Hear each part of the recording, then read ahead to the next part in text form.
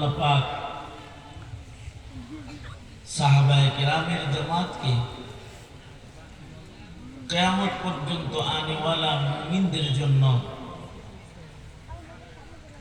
ইমানের নমুনা বানাইছেন।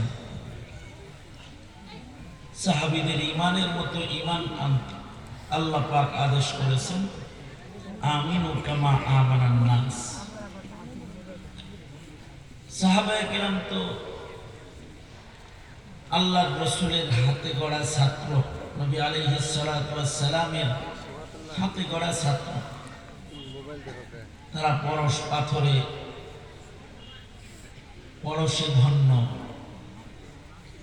সাইয়্যিদুল মুরসালিন নামক পরশ পাথর, সাইয়্যিদুল মুরসালিন পয়গম্বরের পরশে তারা ধন্য। এই কারণে সাহাবায়ে কেরামের জামাতে সাহাবা, পুরা জামাতে সাহাবাই উদুল এবং সাহাবায়ে কেরাম আল্লাহর কাছে পরীক্ষা দিয়ে পাশ করা মুমিন। উলাইকাল্লাযীনা ইমতাহানাল্লাহু কুলুবাহুম বিত্তাকওয়া। আল্লাহ পাক নিজে সাহাবায়ে কেরামের তাকওয়ার পরীক্ষা গ্রহণ করেছেন এবং সাহাবীরা সবাই পাশ করেছেন।